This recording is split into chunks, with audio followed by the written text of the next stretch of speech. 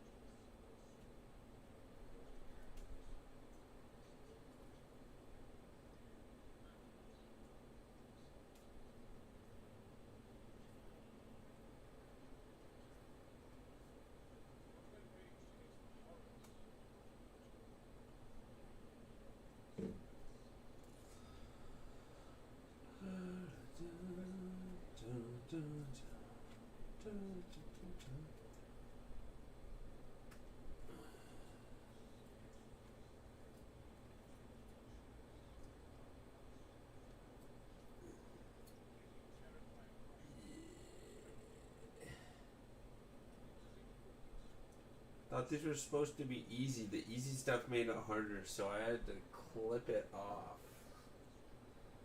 But he's looking cool. Yep.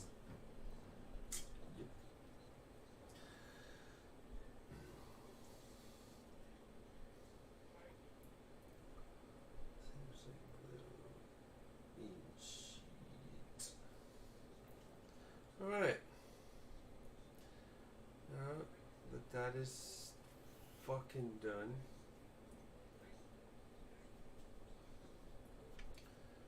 Well,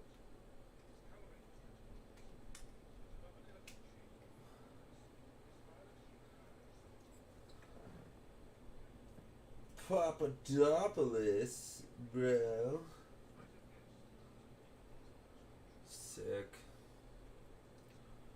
Sick!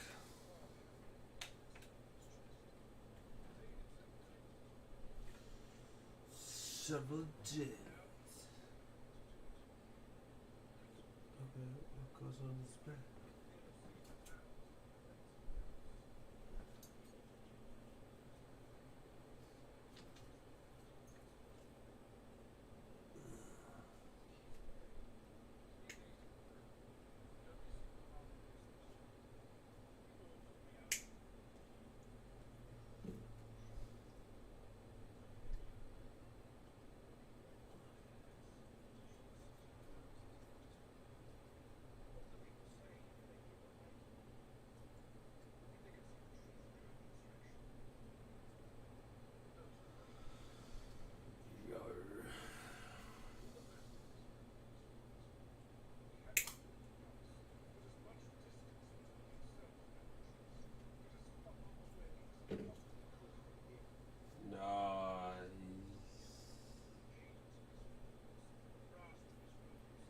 That's it. That's a Blight Lord Terminator. mean, it's cool.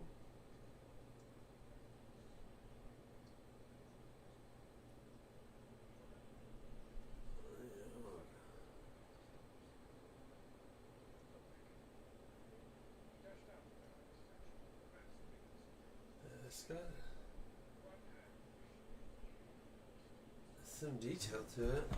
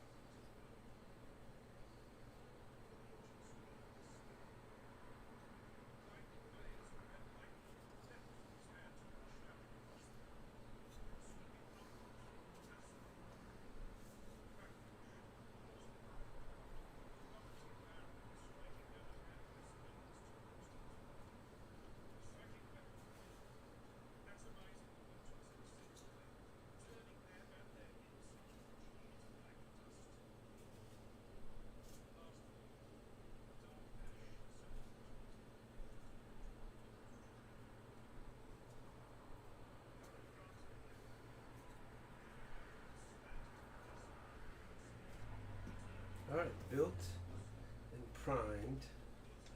Now we're just going to do a wishy-wash.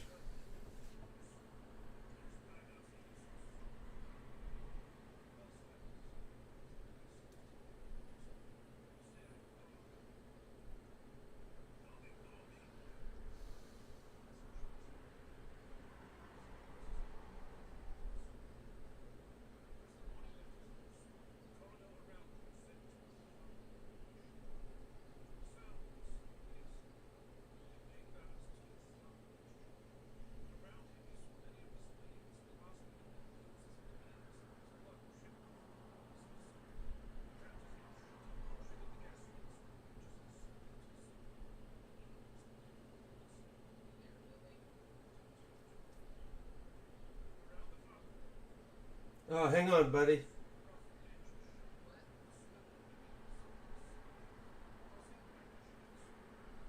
Hang on, buddy.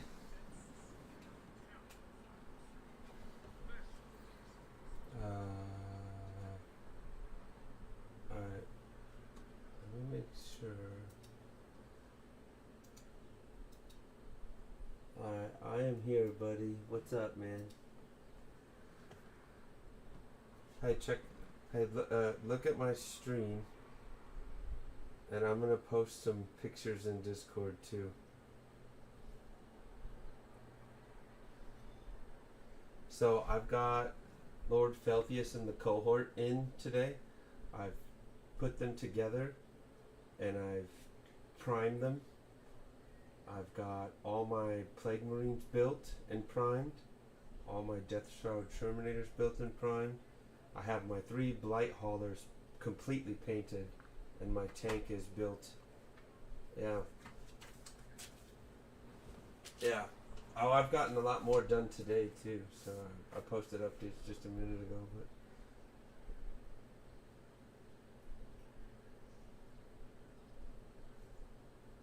but I'm gonna do a demon army if I do Sigmar. A Nurgle specifically. I thought about it. I'm not sure if I'm gonna do that yet. Mm-hmm.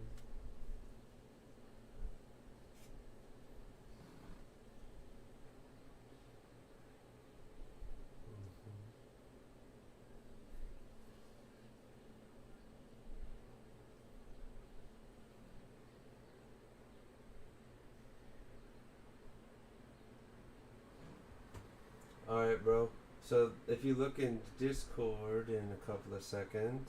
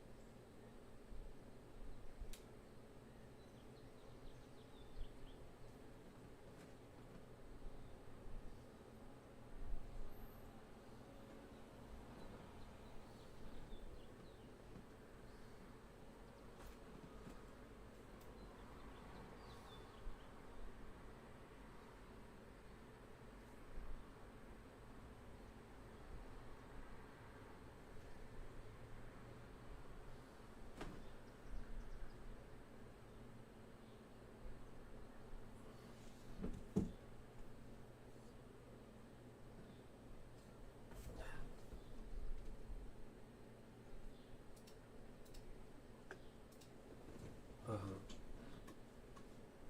have to go back and I'm gonna have to start that whole book over again. But that's okay. I'll turn it off for now. Yeah, I'm streaming on YouTube right now, so be sensitive of the language. So, bro, I am super duper stoned, and my hands are all green, and that's weird. So, okay, so look at my stream real quick for me, because I need your opinion. it's a color. It's a color opinion. Look at the YouTube stream and look at these colors on these capes. And which one do you think would be good? You know, look in the regular chat lounge. My links go in the chat lounge because I'm the dopest man in the fucking server because it's my server. It's the YouTube link right there by the YAG DP. So let me know when you get on there and I'll show you the colors.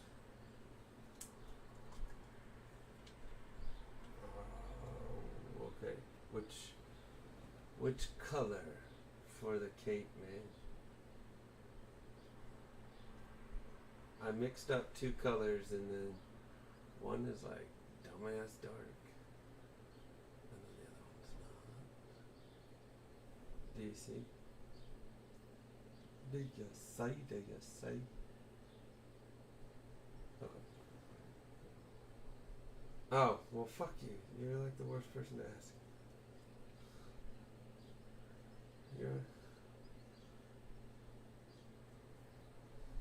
So you can see. What? That's crazy.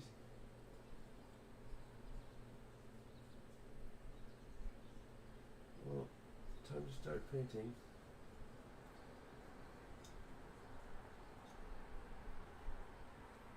The Viper Pro. I don't even remember what I paid, but I know it was ridiculously cheap because Amazon always does that. So I do like a full ass wash on this Death Guard shit because I can wipe places off later with Q-tips and alcohol and give it that like worn look. So I gotta go back over my whole army and like distress it, you know what I mean? So there's gonna be some places that are lighter and darker. Like the places like around the knees and stuff are gonna be more grimy because the wash.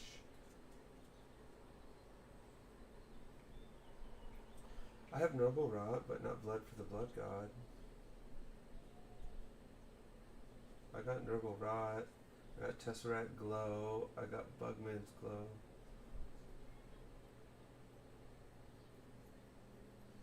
Yeah, the amount of detail that you could get into these models here are it's just stunning. It's just crazy.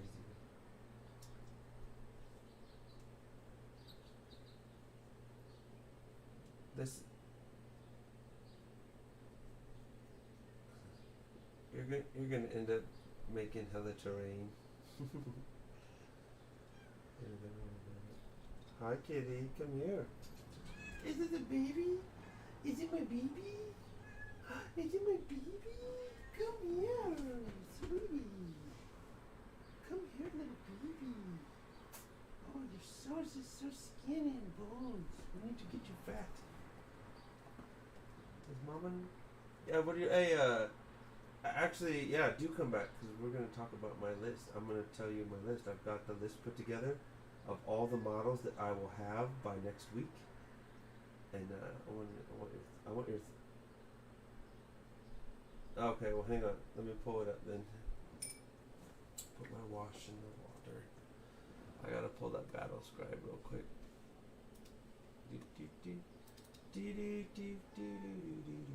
This list is gonna be pretty alright. It's not.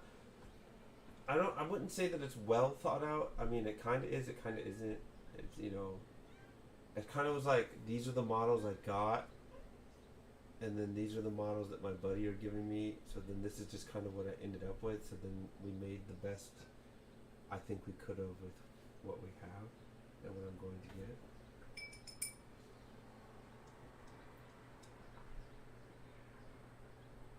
Yeah, I know, I'm gonna buy it.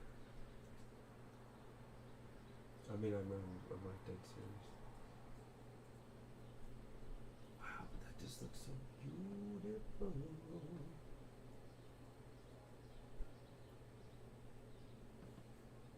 Yeah, Mortarian's definitely gonna be on there.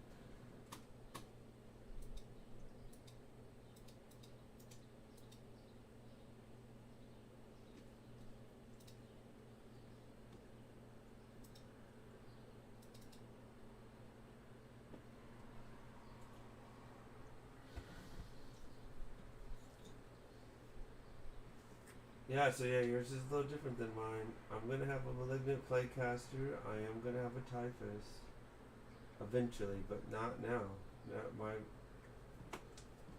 My 2,000 point army right now is just based on like what we have available. So let me.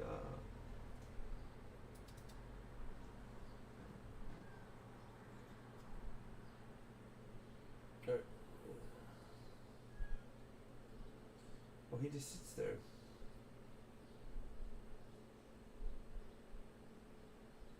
From what I heard and see, he just kind of sits there.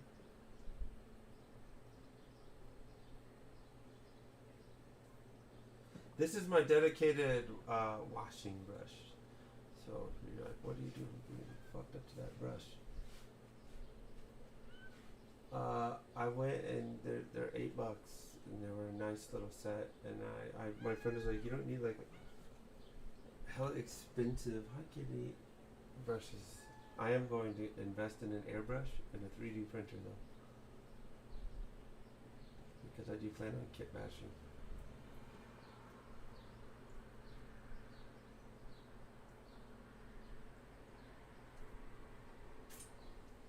Check this out. So, okay. So, Lord of Contagion, then Terminator armor or whatever, I guess. Malignant Plague Caster, 2 groups of Plague Marines, 1 group of 20 Pox Walkers, 2, 3, 4, 5 Blight Lord Terminators, 3 Death Shroud Terminators, 1 Fetid Bloat Drone, 3 Mephitic Blight Haulers, 1 Plague Burst Crawler, and then Mortarion. And that is 1997 in points, the way that I have it set up. But yeah, your list is different than mine in various ways. But this is just based on what I have, not what I'm. Well, this right here, like I said, this is just what I have because this is what I bought plus what my buddy's bringing me to give me.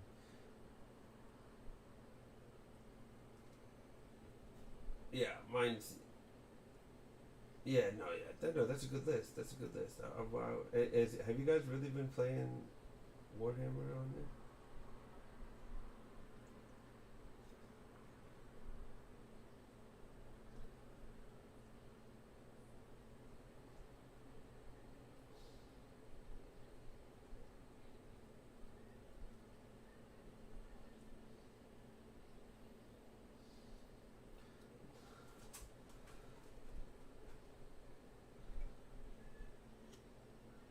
On tabletop, they programmed. No, kitty, get. I am painting.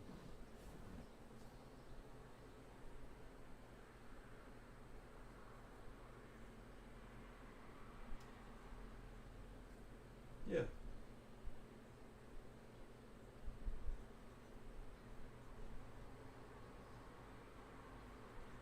Dude, you have no idea how fucking happy I am right now.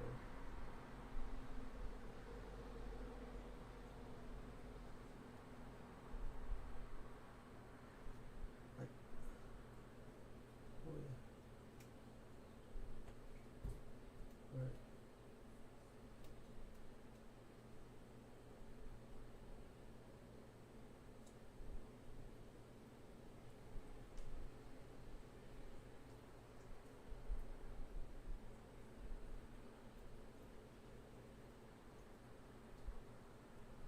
Well, we were playing the other day. Well, we could have played the other day. Remember?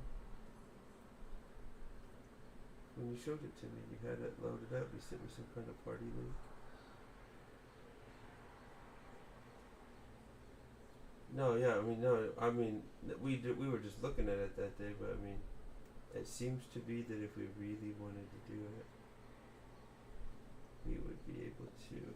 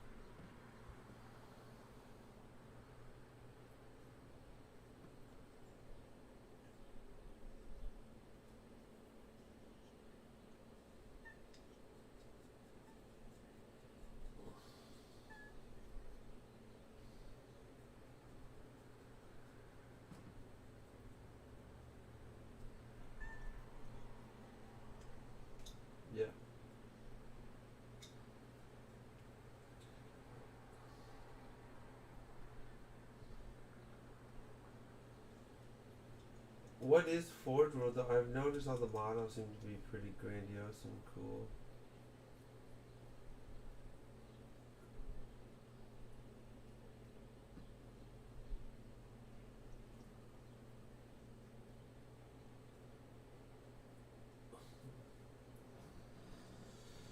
That cape is getting painted over. Just an FYI.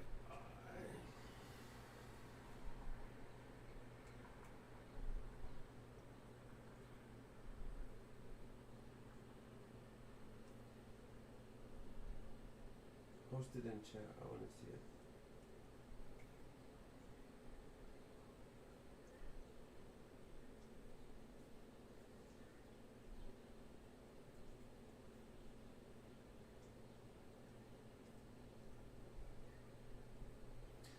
Like on some fucking Macross level shit.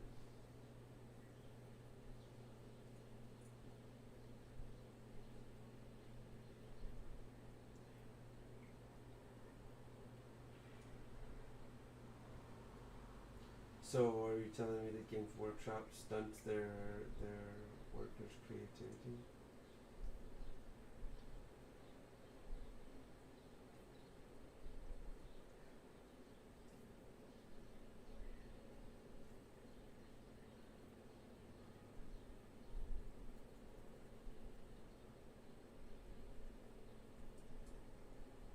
Heretics.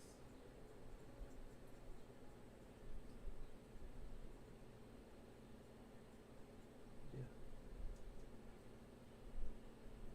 I can hear you. Can you hear me? Can you hear me?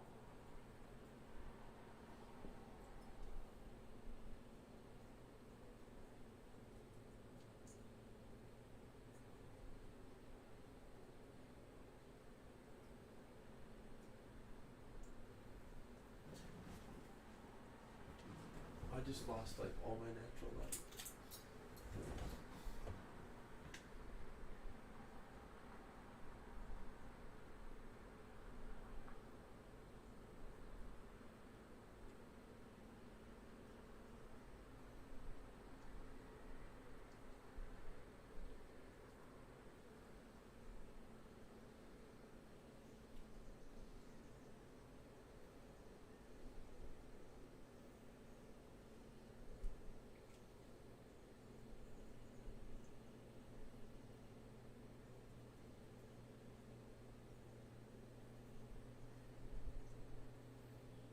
I've been watching so many videos of this fucking game.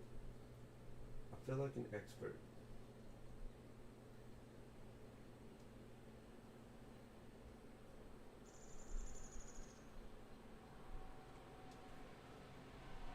I played Magic the Gathering since 1997. I know all about context, buddy. We always have to be like, Judge. A lot of times it would come down to the way something was worded specifically.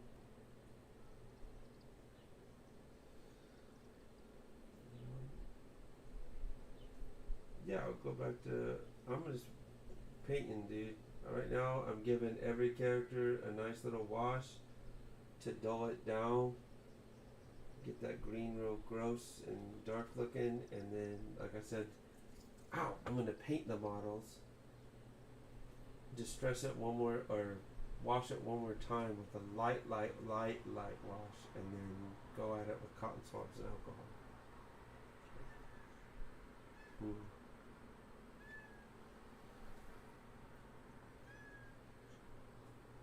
No, I'm not going to because I'm too busy painting. I gotta get this painting done like ASAP. I wanna have all this shit painted by tomorrow.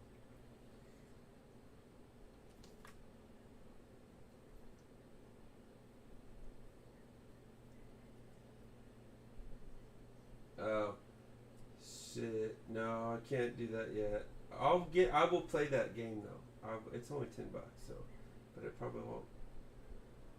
Well, $20 is $20. It's not a big deal.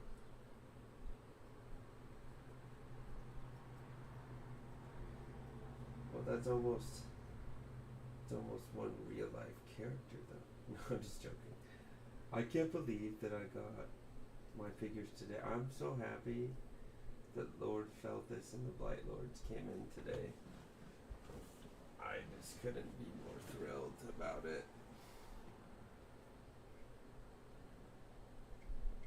Alright, man. Well, I'll talk to you in a bit. I'll be here. I ain't going nowhere. I never leave this Discord.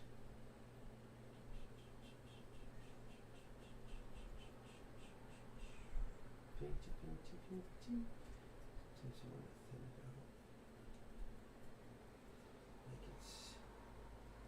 Get it off of the high places. Let us settle into the dark crevices. Yeah, see? That's fucking wonderful. It's fucking wonderful.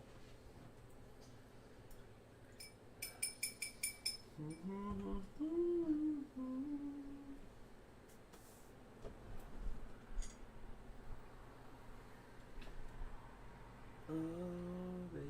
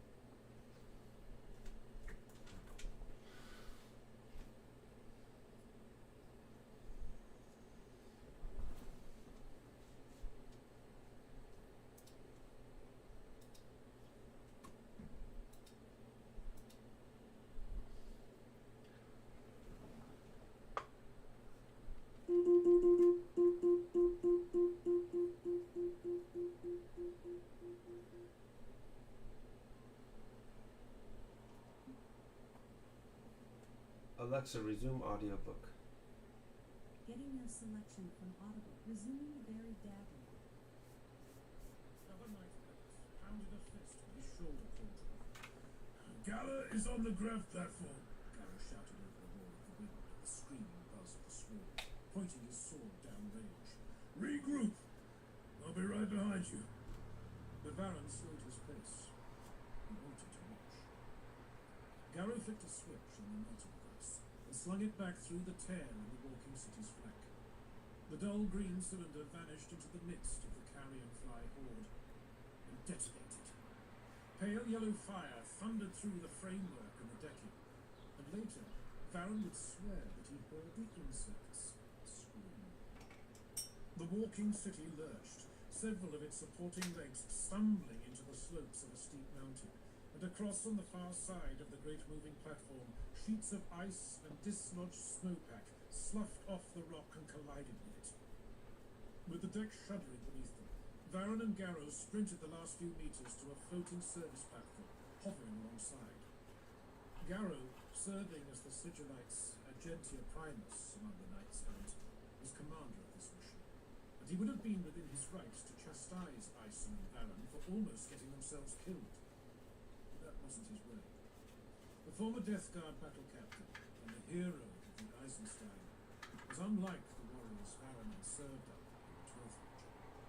Never quick to his range, never leading by fury when reason could serve as well. It had taken him a while to get used to it, but in truth, there would always be a part of Mesa Varon that expected death to meet him. When his Primarch and his Legion had broken faith with the Imperium, Varon's refusal to follow had started the pendulum swinging on a clock that counted down his days. Climbing aboard the sputtering, overloaded grav platform, he spied Helig Gallo, another knight errant from Garrow's old legion, at the controls, and threw him a nod. Did Garrow, Ison, and Gallo think of their time as Varon did of his? His lips parted in a feral grin. I'll probably be dead before I ever have the chance to ask them. Go! Said Garrow, and the platform shot forward, up and around the walking city's eastern quarter. Varon shoved a few whimpering civilians out of his way so he could get a better look at the metropolis. He estimated over a third of the city was on fire, although it was hard to be sure if the black smoke he saw was from a conflagration, or if it was more of the gargantuan insect swarm. The moving construct had lost one leg on the western side, and it appeared to be stumbling forward on an uncontrolled course. Ahead of it, the walls of a steep-sided valley were narrow. Are we retreating? Varon asked in the air. He glanced at the handful of civilians. This is a pitiful number to count as rescued. We are regrouping. Gallo counted, as Gallo brought the grav platform up and over the walking city's spinal boulevard. Look there. Again, he pointed with his power sword, and Varon spied the target at once. A towering column of shimmering darkness that did not move as smoke did. As he watched, the legionary saw the swarm thicken and solidify. It's taking on the shape. Billions of those carrion flies merging together, said Ison. I have an inkling of the enemy's intention. He glanced at Varon. You won't like it. Varon felt a jolt of cold understanding. It's going to infest the city's machine, just like it bred inside the fiber. The World Eater has it, truly Ison. Gallo frowned. Can they do that? We have seen them co-opt Organic forms, Gallo said. and corrupt the inorganic. I do not doubt these things have the power to do more. He turned to Gallo. Helig, find somebody to set us down, then give the controls to one of the civilians. Varon kept his eyes on the swarm form. So how do we kill it then? He gave his pistols an irritable shake. They were near useless to him, so he let them drop and drew his sword. In the middle of that was the first victim of the carrion flies. The first human they infected, said Ison. I sensed the malignancy in the core, like a blighted beating heart. We killed that one, And that will be the end of it. Gallo did not sound convinced, and Varon shared his skepticism. We'll find out. Said Gallo. And then he showed a gallows human smile. After all, we're still writing the book of this kind of war. I don't want to perish before we reach the last page, said Ison. Ah! Retorted Varon. Speak for yourself. Interval 2. A pale horse. The planet Inix. Now. Mortarion measured Typhon with a hard gaze, as if by will alone he could peer through that sallow face and pull back the layers to find the old friend from his youth. That person was still in there somewhere, obfuscated by years of change and a fathomless distance. But the bond between them seemed growing now, and hard to grasp. Do I still trust him? The question lurked in the gloom of the high across the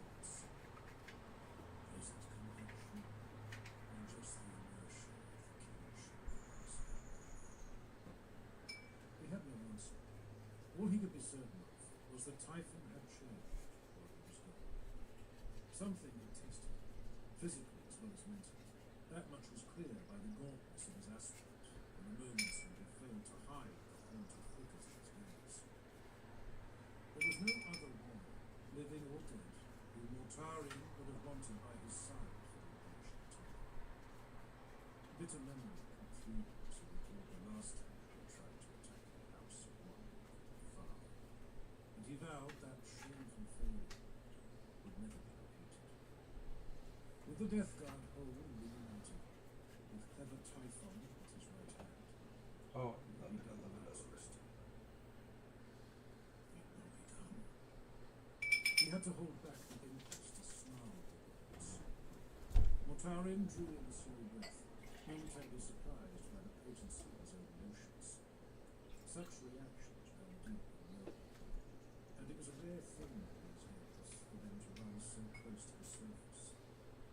He became aware of his hand gripping the haft of Silas Typhon, as if the weapon was strained to be let free. Typhon advanced and made the old gesture of salute, one nailed fist to his chest. My lord, would you grant me a request? I ask this of you as your comrade and your brother in battle. Name? Mortarion's eyebrow rose. This was unexpected.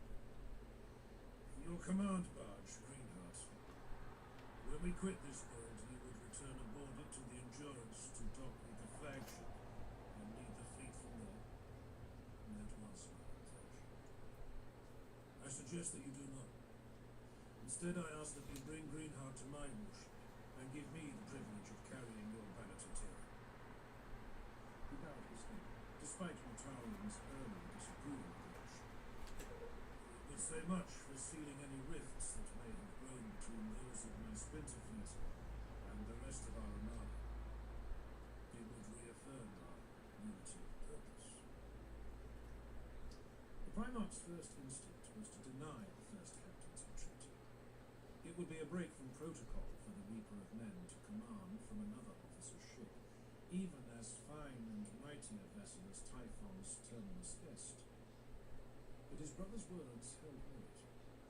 In the time while the Splinter Fleet had been gone, Mortarion had heard the grumblings among his warriors and seen the seeds of division being planted. He wanted none of that, especially at this critical juncture. The rumours of breaks within the legions themselves were rarely spoken of, but no. There was talk of warriors on both sides of the rebel and loyalist divide, breaking faith with their commanders and seeking to ally with their opposite members. The mingled rage and regret Mortarion still felt over the betrayal of Battle Captain Darrow of the 7th Great Company, and his men aboard the starship Eisenstein had never gone away. Unity was needed, and Typhon's unconventional suggestion had merit. Protocol be damned, Mortarion told himself. Better to send a message. Agreed, said the Reaper of Men. You and I will stand side by side as we break Terra's barricades and bring my father's defenders to him. As dusk falls, their fears will rise. Typhon looked up. His eyes were bright. So shall it be. By day's end, the work of killing the world was declared complete. Inix was reduced to a barren grave. The command had been to raise it for daring to defy the Warmaster, and now that deed was done. But perhaps Kitty, what are you the only doing? way back to the great flotilla of battlecruisers and warships in our orbit. The last few Death Guard scouts sent out to make communications would have seen something strike if they had cared to look closer enough. Not survivors, of course. Perish the thought. Everyone down there is dead.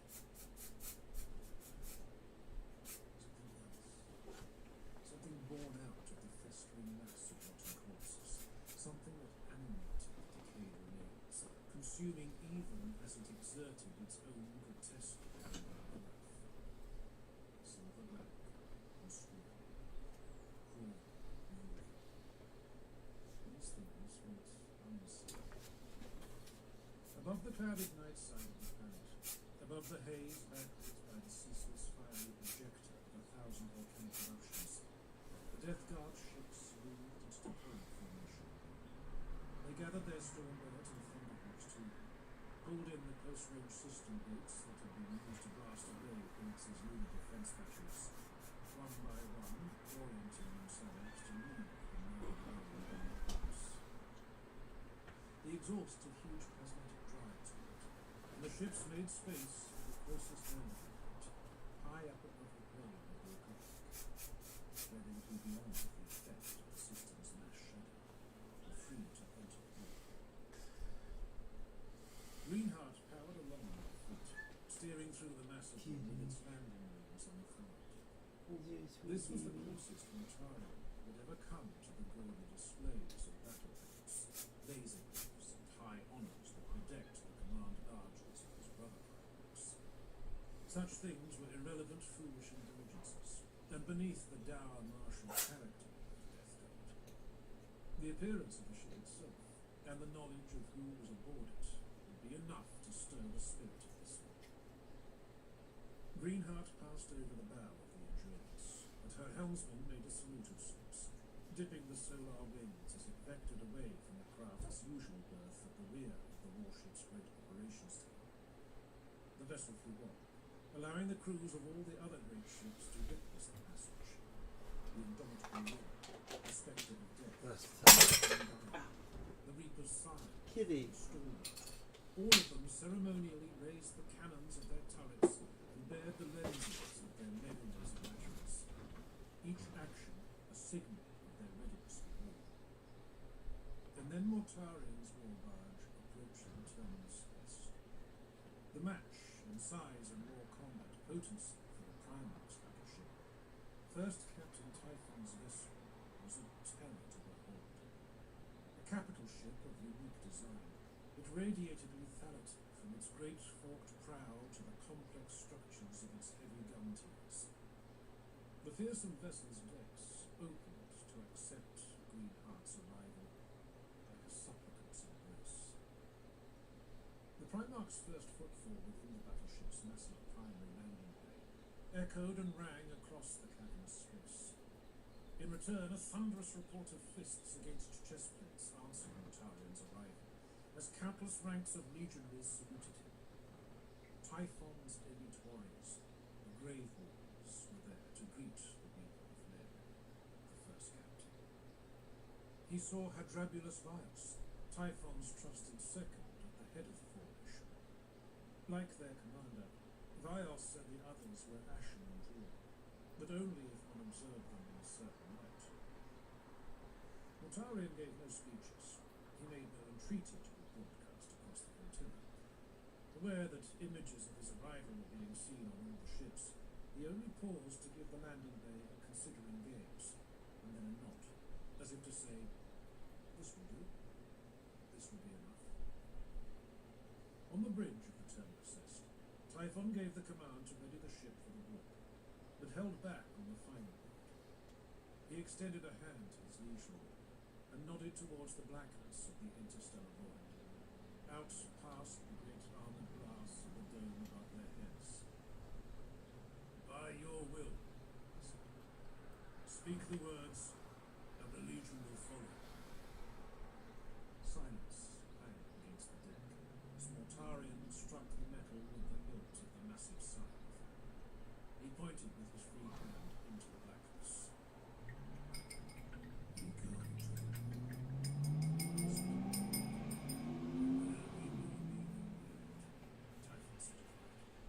as the battleship's reality-distorting drives spun up to critical momentum, keening their soul. Barriers sprang up to cover the viewports across the bridge. Physical battles, as well as the non-corporeal shields of the vessel's gallifleets that would serve to conceal the shattering lunacy of the war material. It was said that no living being could stand to look into the madness of that other realm for more than an instant, lest their mind be forever petrified by what they saw. But Mortarian had seen the face of the demons that writhed and howled in that place. Indeed, he had one of them trapped in fetters that he had forged with his own black fear of their origins would not intimidate him. Mortarion reached out to touch a control and held open the last shutter with a press of his thumb, ignoring the chiming clockwork trills of alarm bells and rush of dismay from Typhon's crew serfs. The warp opened up to them in a raw-edged bleeding orifice, a wound in the surface of space-time. It grew into an abyssal laughing maw that engulfed them as the Terminus S was first to cross the boundary into the unknown. Mortarion held the shutter open for long seconds, ignoring the weeping and babbling of human helots and the crack of their necks as they were silenced by the grave rollers for their disgrace. He stared directly into the pool, almost daring him to show himself. They carved through the whispering membranes of the night, and at last the Reaper of Men released the switch and let the shutter slam closed. Something close to a smile began to form on his pale lips. But the next breath he took was a mouthful of ashes. His mighty lungs twitched in reflex, the multi-lobed organs tightening within his ribcage. Pain lanced through him. Impossibly, he was choking. Mortarion's hand went to his throat. The muscles there went into spasm as his flesh refused to obey. Breath was suddenly a memory. He was struck voiceless, unable to emit even the slightest gasp. How was this possible? He was one of the most powerful post-humans in existence, a demigod of war capable of incredible feats of prowess. Nothing could stop him. Nothing could choke him. The Primarch turned to see every figure on the bridge suffering the same sudden, impossible malaise. Morag, clawing at the neck guard of his armor, his death shroud, rigid and uncomprehending, and, close at hand, crew serfs whose faces turned cyanosis blue as they suffocated. Only Typhon seemed unaffected, the first captain staring away into nothing. With all the strength he could muster, Mortarion tried to force a sound from his mouth, but there was only the rough, stifling sensation of cinders filling his gullet, packing his lungs. Then a memory exploded in his thoughts. I know this. Mortarion had experienced this horror once before, deep in his past, forgotten and buried until this moment brought it back to brutal life. His vision fogged, shading with nauseating hues of bruised emerald. He glared back at the closed shutter and the hidden horrors beyond. It was there. An undeniable instinct, that bone-deep hatred he held for the ways of the witch, made him certain of it. Something out there was doing this, making him remember. The planet Barbers. Before. The Overlord had called himself Ethemre and earned the displeasure of the Barbaran-elect by taking lands that did not belong to him, and then refusing to return them to the rightful tither. In a fit of screaming, murderous pique, Ethemre had decided that rather than retreat back to his own territory, he would kill every servile and chattel in the region, and burn the sodden muddy land in revenge. It was one more hateful act in an epoch of small, pointless skirmishes that seemed to have no end. The Barbaran-elect were the uncontested masters of this blighted world, with no threats from below or above to challenge that dominion, and without such outside concerns to occupy their venal and combative manners, their innate cruelty turned poisonous if not given opportunity to prevent it. They would regularly turn upon one another for the thinnest of reasons, an imagined slight, the resurgence of an old grudge, just out of sheer desperation against the monotony, and take a perverse joy in visiting their malice upon each other. But it was said that the Overlord King could not easily be killed, at least not by means that men understood, and the scars they gave one another in rare moments of face-to-face battle were few and far between. More often than not, they would inflict damage not through direct conflict, but through the destruction of holdings and the ceaseless brutality they inflicted on the humans that were unfortunate enough to serve them.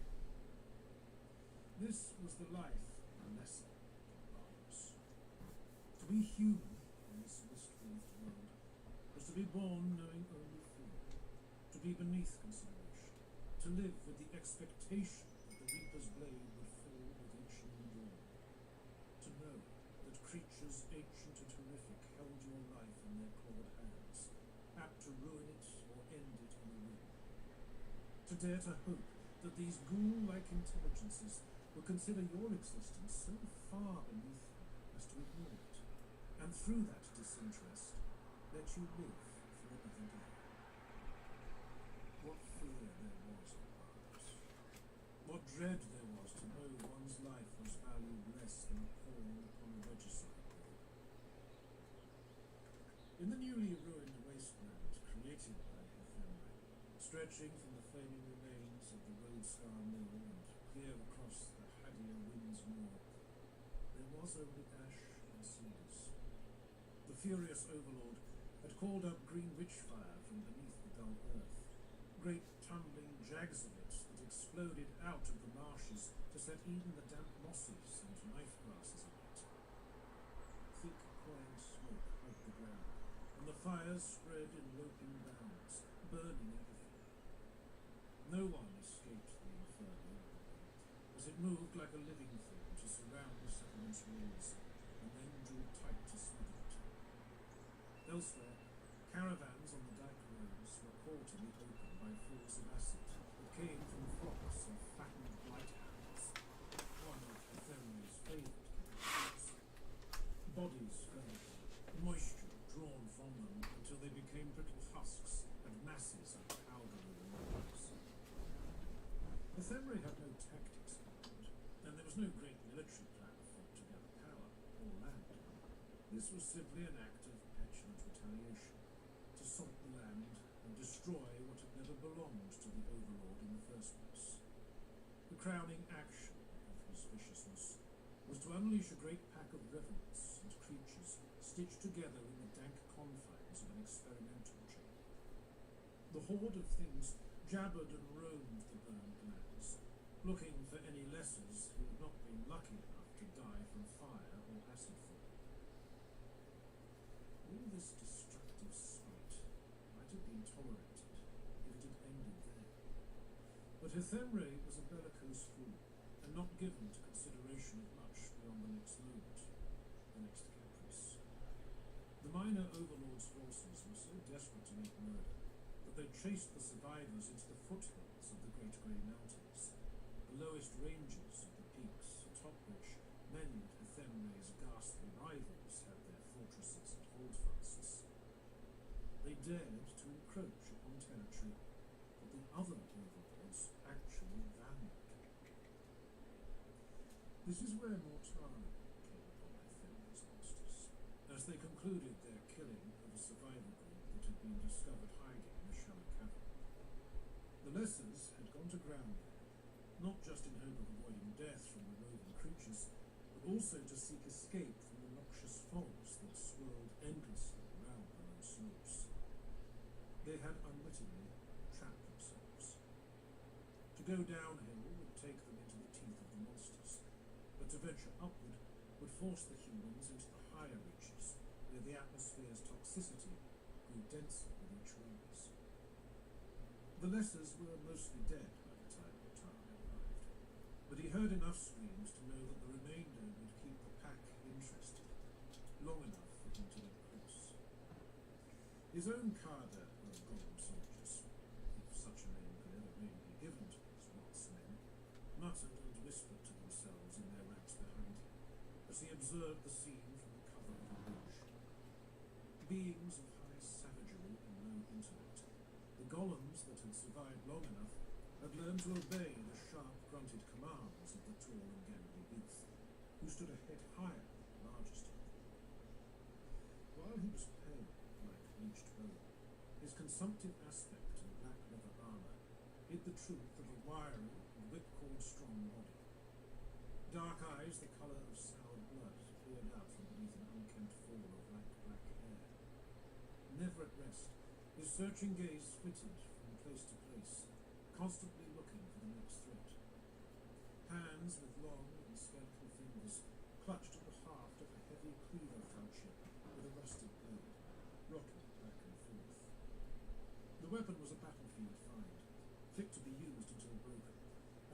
his swords before it, it had never felt right on Mortarian's hand.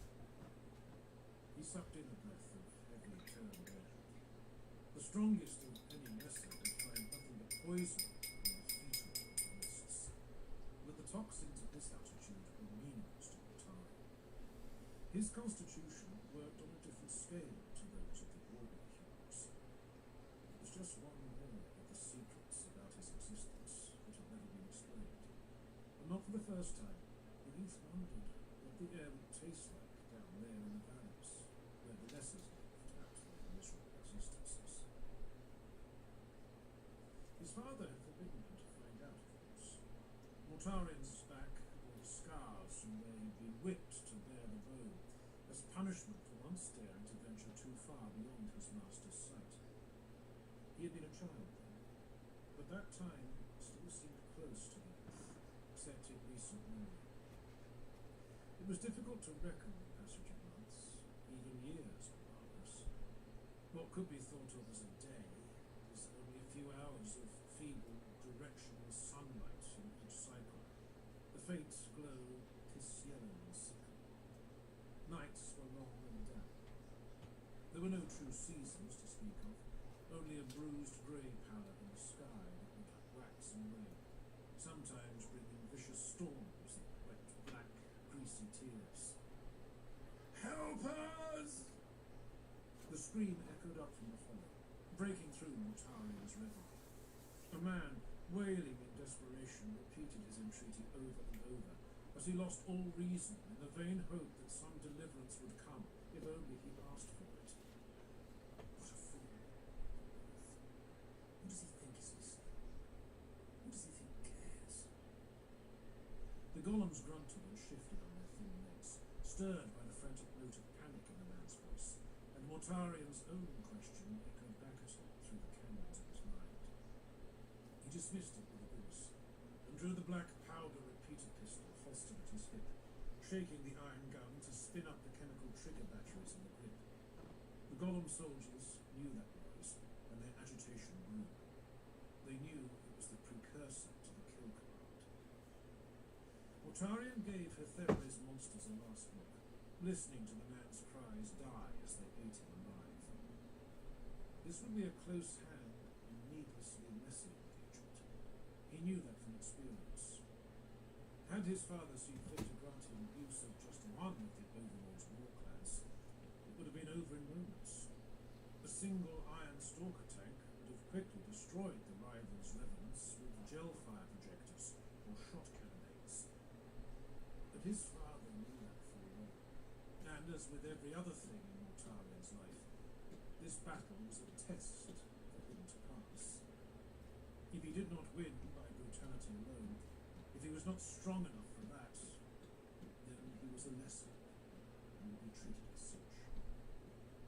The thought burned in his mind, and it pushed him up, over the ridge, and into a sprinting advance. The golems howled in pleasure, and spilled across the muddy ground behind him, spitting and brandishing their pikes. Mortarian's repeater sparked and bellowed as he fired into the closest of the non-dead, and the patchwork horrors unleashed by Hethemre's resentment. Festering meat blew apart as the gun's fat bullets impacted upon their targets. The heads of the rounds were filled with an incendiary explosive compound of Mortarian's own creation, something he'd invented in idle hours spent in the hollows of the bastion tower his father had built for him. Bodies were still falling as the gun's magazine clicked empty, and he entered Blade's range, setting to work with the cleaver falchion. He chopped ragged limbs from torsos, stamping still twitching hands into the ashy slurry. He used the heavy pepperbox cluster of the repeater's barrels as a cudgel to cleave in skulls. Spurts of thick congealed blood and stringy greenish ichor spattered over his armor as he advanced step by step. The revenants possessed enough instinct to know where the greatest threat lay, and a clump of them attacked him in unison, even as their fellows were being run through and battered down by Mortarian's golem pikemen. The youth was suddenly swarmed before he could pause to reload the repeater, and it was knocked from his grip, clattering as it was trampled into the cinders, dragging a length of safety chain from his holster along with it. Mortarion ignored the loss of the gun and grabbed the throat of the nearest non-dead, using it as a shield. The falchion, in his other hand, was already labouring to cut the cankerous meat of the creatures, growing blunt with each successive blow he landed. The melee became hackwork now, a punishing butchery that was artless and grisly. Talons raked over Mortarion's body, claws cutting in 100 different places, and the sheer weight of the attackers slowed his advance to a crawl. His boot crunched on something wet and breakable, and the youth caught a glimpse of the still-warm corpse he had stumbled over. He saw the torn face of the screaming man, frozen in death, wisps of steam rising from the myriad bites and slashes that had ended him. The moment of hesitation allowed the non-dead to knock Mortarion off balance, and he cursed as his footing slipped away. A colossal heap of vile, stinking flesh heaped upon him, attempting to crush the youth beneath their weight. Snapping at him, blackened teeth in grinning mouths crowded on all sides, beneath milky eyes that seeped oily tears. The dry decay of papery skin filled his nostrils, along with the bitter metallic stink of pus oozing from buboes in livid triad clusters. Mortarion released a murmuring growl and drew in, his muscles bunching as he found his centre, planting himself firmly against the despoiled earth. With a savage, violent explosion of force, he slammed back against the mass of the revenants and threw them off, sending broken bodies flying, cleaving with the scarred and cracked sword blade. Dozens were crushed to paste from concussion of them, torn apart for daring to meet this dark champion in close combat. But even as the youth staggered free of the clutch, a new and greater foe came loping out of the toxic haze. Where's that cat? As big as It one of the was elects underneath the bed. the kill beast was an agglomerate, a patchwork thing made up of human and animal pieces. Maddened by pain, It wasn't here for the window for a little bit. Sets of phlegm-drooling nostrils, cut and stitched from what had once been a pair of herd crocs. A distorted bulbous body, balanced on 7 muscular legs, some transplanted from humans, others not, and there was a cluster of eyes in a clump across one quivering sheath of muscle tissue. It resembled an insane child's sketch of a spider, a misshapen creature made of nothing but deformity. It belched a jet of bile, and where the thick glutinous matter landed, the ashen earth melted into vaporous pools. Several of Mortarion's golems were caught in the fluid, and they burst open at its touch. He threw corpses at the agglomerate, and dodged the next noxious ejection, striking for a knee joint in the nearest leg. The falchion cut through skin and muscle, but when it met gristle and bone, it stopped dead, the impact force jerking Mortarion's arm and causing the kill beast to hoot in agony. The youth attempted to dislodge the blade, but it bent in his grip and finally broke clean in two. He staggered back, holding the stud of the sword, just in time to meet the agglomerate's wild counterattack. Another giant's limb, this one ending in a broad tripartite hand, slammed him into the ground, clutched him, and then did it again and again. Mortarion's head rang, and he lost focus. He jammed the broken remnant of the falchion into the limb, but then the weapon was gone. He flailed around, trying to catch the spinning links of the chain to which his repeater pistol was still attached, but the kill beast flung him about with such mad frenzy it was impossible to grab it. The next blow was struck with enough force that it distorted his armour and broke bone.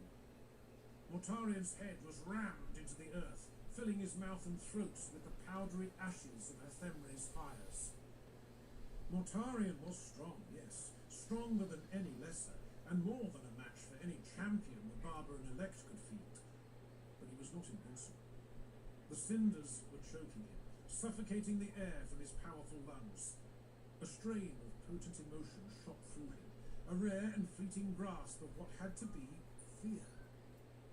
He was not a stranger to it. In the darkest hours, his perfect memories would draw up a sip of it, gathered from moments that he could barely comprehend, recollection from before his birth, from some kind of womb space. Fear lurked there, the not knowing and the not understanding, the lack of self and the missing purpose, the awful, crushing certainty of abandonment. Mortarion did what he always did, and used that fuel to stoke the will to survive. were too many questions to be answered, too much about his origins left unknown. The shadow of death was not here to take him, but to be his guardian. Struggling against the monstrous pressure of the kill beast's claw, Mortarion fought to find one last breath, to hold on one more moment. And he saw light. Golden light, captured in the blade of a massive scimitar, burning brighter than truth. The sword cut through the air with a shriek of thunder, and he knew he was wrong. The glorious, perfect hue faded away, and the towering weapon became something rust-caked and damned. Mortarion's heart sank as he realized that this would be the failure of today's particular test. The blade severed the limb holding him down, and all pressure ceased immediately. The youth scrambled to his feet, coughing out the ashes that almost suffocated him, and he saw the weapon make another brutal cut. This time, the scimitar cut open the agglomerate and vented its innards to the misty air. The kill beast's death cry was a pathetic, childlike wail that rang away to echo off the mountainside. As it fell, so chugs of fire flew in on arcs of black smoke, thrown from the turrets of stalker tanks rising from the ridgeline. The remnants of the Overlord Hethemre's killing parties were blasted apart as they ran, and several of Mortarion's golems suffered the same fate by being too slow to flee the target zone. He turned, knowing who he would see standing over. The rank odor of his foster father's midnight rose stung the air. "I," said the car, greatest of the barbarian elect and highest of the overlords. "You disappoint me." The words dripped with contempt. Tall enough that he could look down upon Mortarion's rangy form, the Overlord was a burned bone charcoal sketch upon diseased pages. He was garbed in a hooded mantle of sailcloth, so dark it seemed to eat the light around it, and what could be seen of Nikare's corpse-flesh face and hands was nightmarish and alien. If his kind had ever shared any kinship with humans, that history had been seared away and forgotten. Now, like all of the Overlords, Nikare was a horror, as if the universe had decided to express the fullness of the word cruelty in a living, breathing being. The huge sword that had cut the agglomerate in two vanished into the folds of his robe, even as it seemed impossible to sheathe a weapon of such size beneath it. The Overlord took a step forward, appearing to glide over the burned lands without the actual effort of walking. Even that simple act was beneath him. "How many more times must I preserve you both?" Nikare never tired of posing this question to Mortarion. He had asked it after throwing the boy into a pit of starved caimans, before he could walk upright. Asked it when he stripped Mortarion naked and left him to scale the sheerest cliffs during a torrential acid storm. Asked it when he had forced him to slay bare-handed a legion of golems, and then a legion more. Always in judgment, often in mockery, never satisfied with the reply. "I needed no help," said Mortarion, sweating around. "I can kill well enough alone." Nikare arched as he went closer, and the youth sensed the turn of the page towards the next step in his performance. "You have not earned that right, boy. You are never out of my sight. Remember that. You live at my pleasure." "No." Mortarion bowed his head, not because he felt gratitude, but because he knew it was expected of him. He had long since grown to hate his foster father's reason for keeping him alive, and there were some bleak days when he wished the Overlord had simply murdered him as a family. The tale of his beginning on Barbarous was known to the youth, partially from his confused memories of the events, and partially from what Nikare had told him in order to secure his gratefulness, or when he beat him for his willful nature. The High One had a reputation for brutality that made even his fellow Overlords pause. but he was also a capricious one. There had come a day when he had bathed the bleak summits in the blood of a rival, and in the wake of the massacre, Mikare had gone to gloat over the dead. His enemy had been concealing something, prize that the overlord's slaves had told him fell from the sky. Mikare decided he would possess it, out of spite or jealousy. The prize was not what he had expected.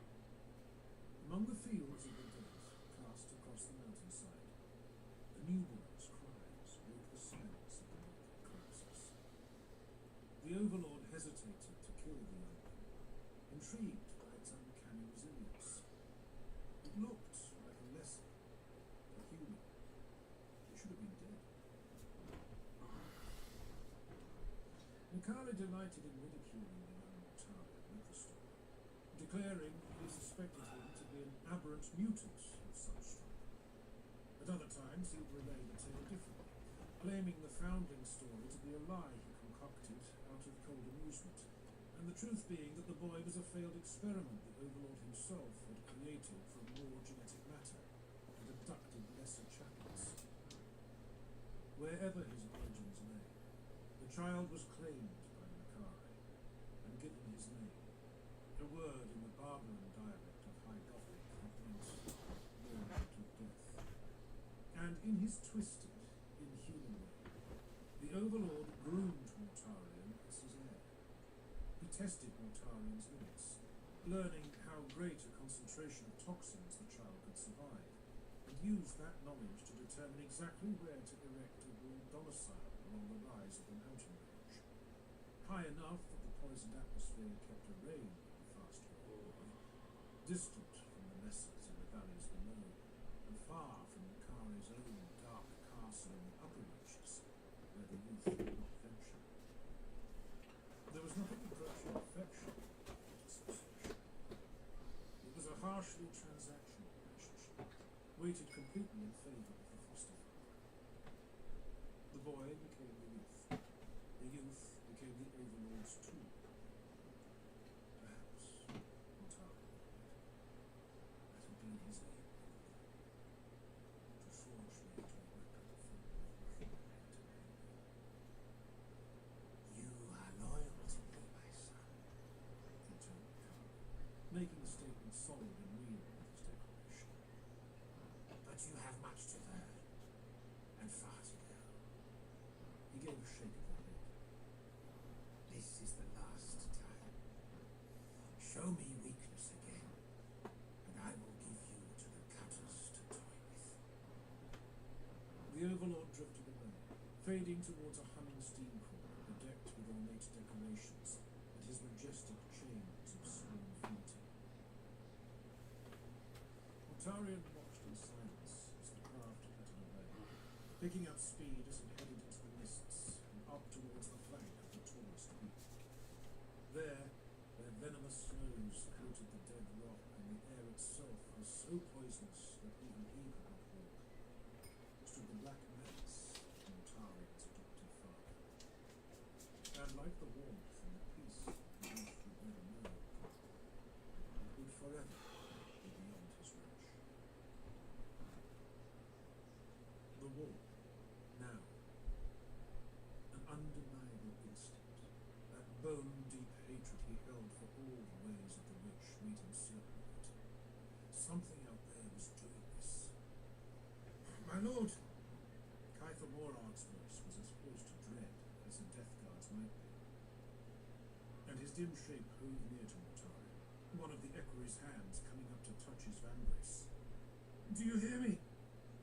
Mortarian angrily batted away his gauntlet, and he spat black fluid on the deck to clear his throat of the fading constriction. Step away. Bad enough that this unexpected assault had actually affected him. It was worse that the Primarch had been forced to weather it in front of his men.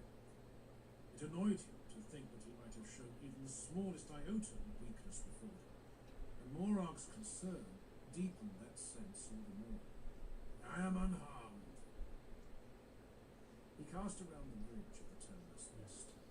Stricken legionaries were climbing to their feet, some wiping dark purple blood from their nostrils and the corners of their eyes. Others listed as they recovered their senses, gasping in breaths of air like men who had nearly drowned. Many of the human helot crew were not so fortunate. Dozens of uniformed surf officers lay dead, some slumped over their consoles, others in tormented, stricken poses on the deck. Mortarion saw a helmsman whose face was nothing but red rats, Kitty. brought to ruin by It's a cruel mean fiends, kitty. and a gunnery controller who appeared to have deliberately broken her own neck against a support point. A grim-faced Legion apothecary crouched and prodded the dead body, scanning the corpse with an auspex radio. He felt an unexpected flash of anger. Humans are so pathetic. The Primarch rejected the thought and strode to the middle of the command deck. Who will explain this to me? He demanded. What happened here? We are still within the grasp of the Imperium, said Typhon, scanning an oil lens projected screen in front of him.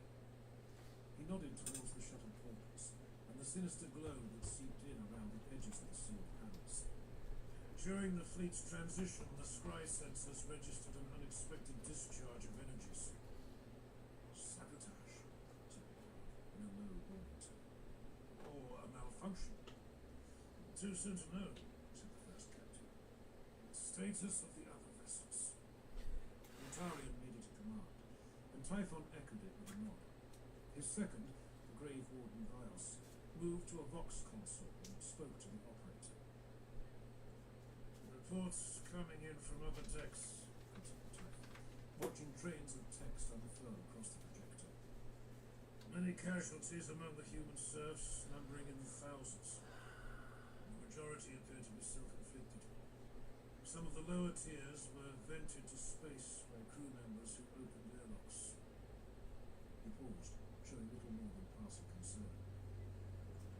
Notation here. Some forced executions have been required. What say you, Crucius? Morag asked the apothecary, looking askance at the crewman with the ruined face. They are void-cast. The apothecary scowled at the cooling corpse and gave a sage nod. I've seen it before. The touch of the Immaterium turned their minds, drove them insane. Then yet our Gellerfields are attacked. Mortarion glared at the ticking brass console from where the protective energy barriers were controlled. The dials were all set at full potentiality. How then can witchery invade the terraces? He eyed Typhon over the mask of his breathing. Some touch of the psyche had always been a part of his old comrade, and it had never, it would never, sit well with the apothecary. Typhon knew what was unsaid there, knew the suggestion of blame that was not made solid, but he did not rise to the bait. Well, the equerry may be right. This could be a weapon our enemies deployed against us. But it could also be some peculiarity of the warp, my lord. The non-space we pass through does not follow the rules of the material universe.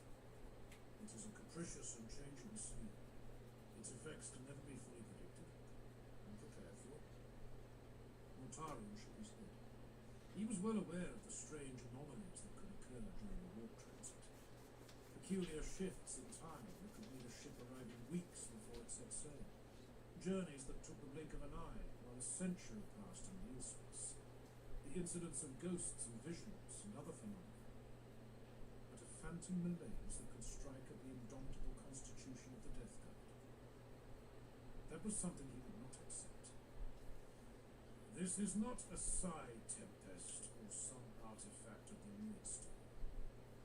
Find me the answer, Captain. We have a rendezvous to keep. This Legion's appointment with Eternity will suffer no delay. I will not allow it. Typhon hesitated, and in that moment Vios spoke. My lord, we have made contact with several other ships in the flotilla. They report similar circumstances. Thousands of humans dead and legionaries briefly brought low. I will address their commanders. Mortarion turned, and as he did, a handful of shimmering figures emerged out of the air. Fully dimensional images of an A dozen other Death Guard officers formed from sculpted laser light that fell from hololithic projectors in the ceiling. The phantoms flickered and juddered, broken by random transmission artifacts, but they were clear enough for the Primarch to recognize familiar faces and armor heraldry. He addressed the first of them directly. Calgaro, do you hear me? Lord Mortari and I. Marshal Remus Calgaro's eyes glittered in the artificial light. We are still recovering. There has been some damage aboard the Endurance. An armed confrontation on the engine decks. A confrontation with what? Morag broke protocol by asking the question, but the Primarch let the moment slip by unremarked. Unclear, said Calgaro. First reports suggest an outbreak of mass hysteria among the deck swaps. They've been put down. Mortarian's master of ordnance looked troubled. During the absence of Typhon and his splinter fleet forces, Calgaro had served as the Primarch's second-in-command. But the stoic officer was ill-equipped to captain a starship, even a battle barge as mighty as the flagship Endurance. The same occurred here, said the image standing alongside Calgaro's. Serab Kargan was senior legionary aboard the battlecruiser Malefic, another of Mortarian's chosen elite officers. A great number of deaths. There was a moment when Hey, I just ordered a monocle Oh, shit. pizza. I just got you. I figured you would probably want some, so I got pepperoni and sausage on top. Okay. Come here, look at this. This is amazing. So, I've just got. So what you do is you like stain them, right, to bring out like the details, right? Then you take it, and then you take the paint with a dry brush, right, and you dust it, and it really gives it this pop, right? And now I can start to go through and paint like all the little details, like the metal, the armor, the riveting die. You see all that shading in there? And that's all right. And then this guy just turned out. I painted a little bit before just to test. Like I dry brushed without painting anything, and then I dry brushed with painting a little bit, and it looks kind of tight, dude. Like so I'm gonna, like I painted his shoulders and stuff, and it looks like, yeah, this is cool. This is pretty tight. I would suggest we attempt to detranslate You like from to the go out? Empyrean and I regroup. like to do this. If there is a threat Whatever. here with us in this territory, then better we remove ourselves from it. It's hey, at least you know I ain't out in the streets being a bugaboo weirdo guy. Shut up, you would too. I already know. Another transition. You'd be mad as hell if I was out in the streets. Out in the streets. Counted the other death guard. No, I probably not here. Yes, you Mortarian's would. instinct sounded as Cargill's did. His immediate desire was to put as much distance as possible between his fleet and this demon-infested space. But he also saw that Voss's reticence had merit. A cold, forbidding sense of threat drifted on the horizon of his thoughts. And although he could not articulate it, Primarch knew there was a greater danger lurking. For what it is worth, I concur with Captain Voss. Typhon. We're Death Guard, are we not? We've never been known to retreat, even in the face of an unknown threat. The Primarch left the comment well alone. We will do nothing without first understanding. Mortarian returned after a long moment. He looked towards Typhon's second. Vios, send word to every ship in the fleet to close ranks. If needed, have the larger vessels extend the perimeter of their gather fields to ensure the others are fully protected. For the moment, we will proceed apace and gather ourselves. It was very much a Death Guard tactic, to draw in advance with armor raised against the dangers beyond. The Primarch glanced back at Calgaro and the other holographic images. See to your ships and your crews, my sons. Gather what data you can in this assault. Do not attempt another transition until I am certain it poses no further threat. With respect, Lord, that could take days of subjective time. Carl folded his thick arms in front of him. Will the War Master delay for us at Terra's gates if we do not arrive when expected? My brother cannot begin the invasion without me, said Mortarian, unwilling to look too hard at his own secret. Do as I flashed the blade of his hand through the air, ordering Bios to cut the hololithic connections. Lord, said Typhon, stepping forward. He spoke with quiet intensity. The quicker we find the source of this attack, the better. I have a suggestion, and I will not like it, he replied. Once, long ago, this exchange had brought cold humor to both their faces. But not today, and not here. Undaunted, the first captain continued. I will take some of my men, some specialists, out into the fleet. Mortarion eyed him. He knew exactly what that meant, and his jaw hardened. Psychers. Witch kindred. Those touched by the very thing he had fought his whole life to eradicate, and even now was attacking them. He looked into Typhon's steady gaze, and once again considered a question that had plagued him for a very long time. This man is my brother-in-law, my first friend and fellow outcast. But in him lies the voice of bloody youth, the weapon I bore to bear. Alexa, volume 6. Would the Reaper of Men look away now, as he had so many times before? Would he take the meagre ease of knowing that this was a matter of expedience over scruples? If there is something irregular in this, I will know, Typhon went on. I will find it. Grant me your trust, Mortarion. You let me carry your banner. Now let me do this. Go, he said at length, and bring me an answer that I can grip in my hands. Typhon showed a cold smile and bowed. Your will. The first captain strode away, and Mortarion walked to the back of the command arena, dwelling on the order he had just given. None of the Death Guard had spoken of it in the aftershock of the transition, but he knew, as only a Gene Father could, that every single one of his warriors had suffered that same terrible moment of dread he had experienced. The suffocating, choking paralysis that no warrior of the Legionis Astartes, no Primarch born, should ever have known.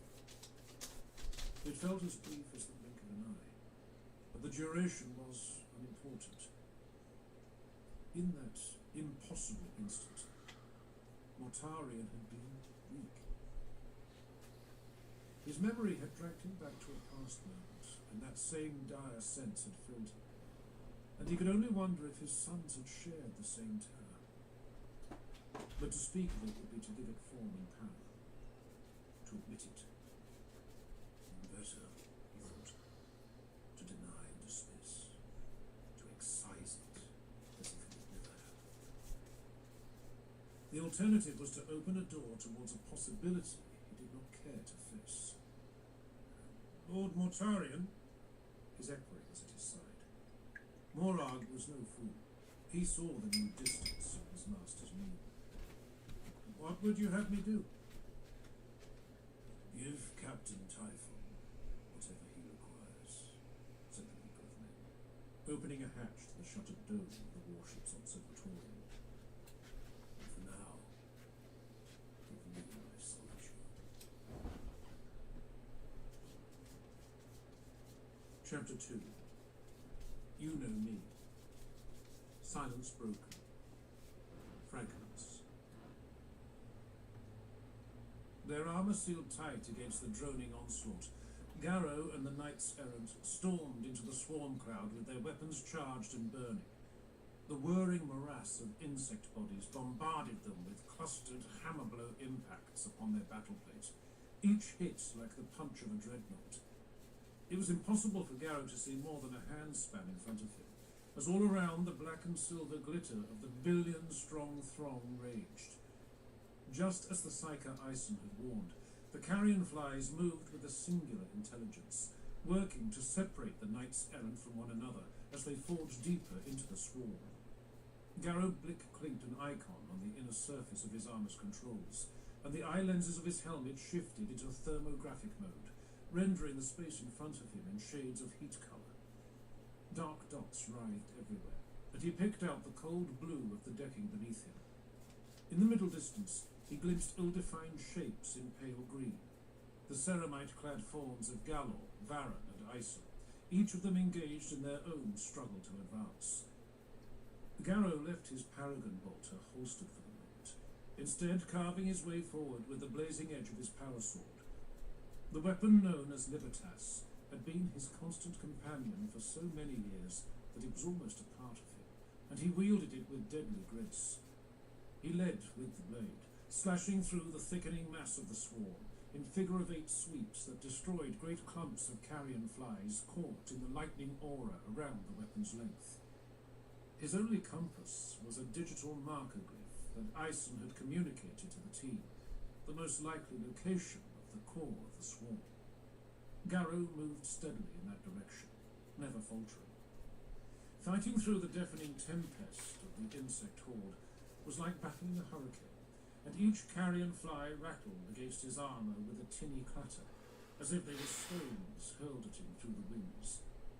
Monitor outputs projected directly into Garrow's retinas warned that the exhaust vents on his backpack power module were already clogged with a paste of pestilent bodies, a threat that could lead to a critical overheat if left unaddressed for too long, and seething masses of the venom-jawed pests were at work chewing on exposed cabling and flex joints. The swarm would eventually erode his protection, and eat through to the meat and bone of him if he tarried. Garrow had seen what these creatures left behind them, in piles of crumbling, acid-burned bone. He had no desire to let this mission go on any longer than it needed to. 100 meters, he reported over the General Vox channel. Bearing 37 degrees relative. It knows you're close, Baron told him through gritted teeth. It is keeping the rest of us back. Aye, agreed Ison. Garrow, be wary. The host is drawing you in. Oh, be careful. His jaw set. Garrow pressed on. But a moment later an icon blinked before him, indicating a transmission on a private channel from Galor. He frowned and opened the link. Speak, Helig. Do you hear that, battle captain? Galor had once been a death guard of the line in the 7th Great Company, the fighting force that Garrow had commanded, and he used the old honorific to address him. A voice out there. I think it spoke my name. Ignore it, brother. Focus your will. But no sooner had Garrow closed the channel than he heard it. No. Nathaniel. That's I see. I forgot. The voice was made from the rattle of mandibles and rush of glittering metallic wings over So you remember me. The distance was down to 30 meters now, and the swarm was so dense that the light of the day falling across the upper platform of the walking city was almost totally occluded. Through the thermographic scan of his visor, Garrow saw a humanoid form coalesce ahead of him. It wasn't quite solid, and it wavered and danced like a flame, but he found recognition in it. A whirling, screaming mass of claws and green-black armor, a face malformed into something arachnid and loathsome, raising an arm in a gesture that was almost a greeting. The arm ended in deformed talons spiked with oily hairs. Decius. The same. The shape cocked its head. Oh, not quite. I am not quite there yet, Nathaniel. Soon. Very soon. It drew out the last word into a crackling chuckle, and Garrow realized the voice was being transmitted to him through the sympathetic buzzing of thousands of flies, echoing through direct contact with his armor. Once, Solon Decius had been the youngest warrior in Garrow's command squad, a lifetime ago, before the insurrection of the War Master had set the galaxy on fire. Once, the unwavering and bright-eyed legionary had stood with him as he defied their Primarch, Mortarion, and vowed at any cost to take word of the great insurrection to Terra. Once, Decius had fought the plagued monstrosities that the warp had made of his brother Death Guard, and there he had fallen to a grievous wound from a corrupted knife. Whatever abhorrent venom lay on that blade had broken the young warrior, and granted him the same atrocious rebirth.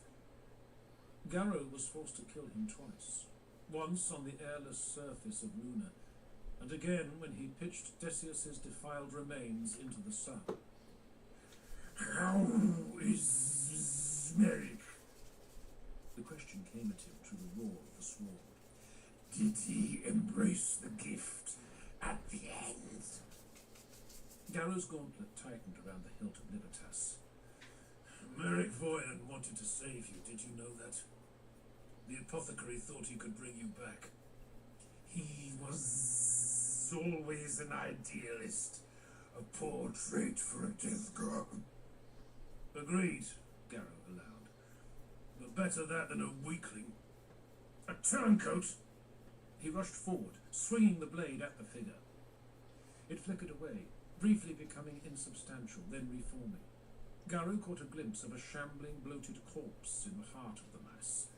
The first host of this manifestation, the one that Ison had spoken of, wearing the aspect of his enemy.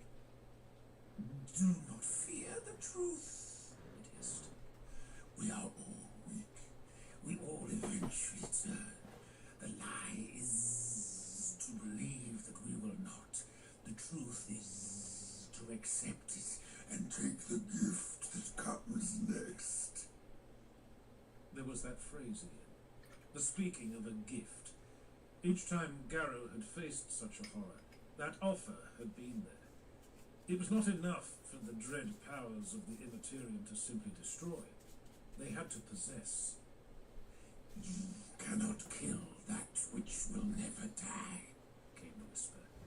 You can only submit to the inevitable. I won't let you take this city, spat Garrow, carving a sparking course through the swarm, into blade's range of the shimmering figure. It is already ours, Nathaniel, admonished the creature. You have lost, and you will lose again and again until you understand. Garrow struck out and cut through the mass of the clustered form, destroying a great swathe of it with one sweeping blow. But the strike seemed to have no effect. I am only a pathfinder, said the Decius voice. The means of your death will come soon enough. You will know his face as you know mine. You will not be there to see it, Garrow snarled, and then spoke into a secondary Vox channel. Strike element. The objective is before me.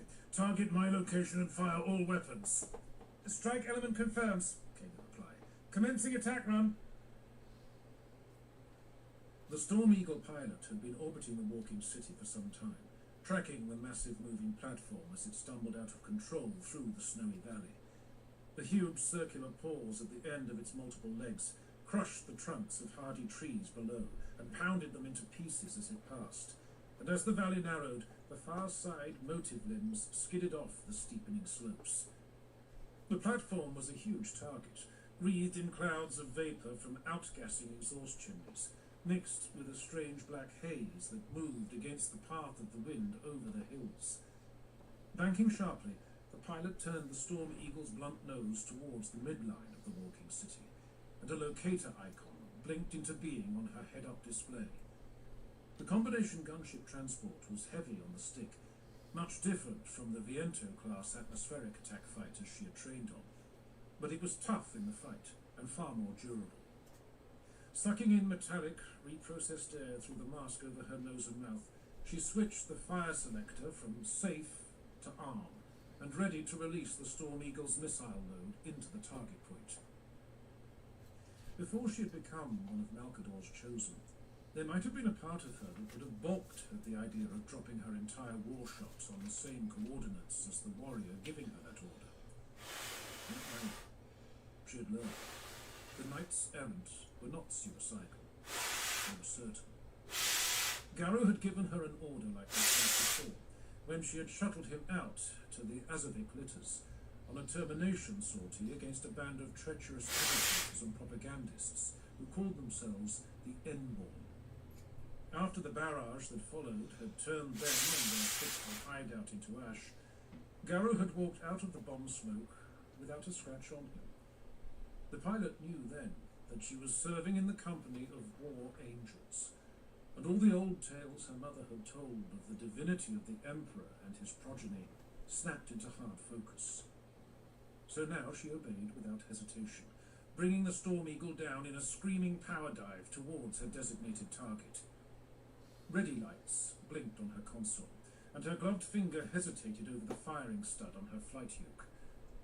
Out past the Storm Eagle's nose, she could see a writhing tower of darkness that moved and danced in unnatural ways. She had seen many strange and disturbing things since joining the Chosen, and so it did not panic her when the darkness briefly took on the contours of a screaming human face. If anything, the strange sight strengthened her resolve. Her trigger finger tightened. "Missiles away now! Now!" She never completed the act. Faster than her eye could register, a great tendril of swarming carrion flies broke off from the twisting shadow and rose up to strike the nose of the Storm Eagle head-on. The impact threw her back against her acceleration rig with enough kinetic force to break bone, and dimly she heard the shriek of tearing metal as the aircraft shed one of its wings. The pilot tried desperately to mash the firing stud, but it was already too late. The cockpit's armoured canopy splintered, and a torrent of buzzing insects poured in, filling the cramped space. They chewed through her oxygen pipe and flooded her mask, suffocating her. The pilot's hands left the flight yoke, and the wounded Storm Eagle spun down out of control until it collided with another of the walking city's legs. The resultant concussion blew apart the massive steel limb at the knee, forcing the great platform to lurch to a halt, grinding it into the ice and rock of the mountainside. Was that your plan? Gala called across the static-choked Vox channel as the walking city trembled and shuddered. The sound of the interference was the harsh, contemptuous laughter of the swarm mind. Garrow cursed the spear of fire that marked the Storm Eagle's destruction, and took a brief moment to whisper something in the lost pilot's name. God Emperor, mark her sacrifice. Say again? Asked Isa. Did not copy your last transmission. Garrow thought of words in red ink, printed on battered and torn pages, of the guidance that the book of the Lectitio Divinitatis sometimes offered him. In this moment, the inspirational text seemed disconnected and far away from the battle before him.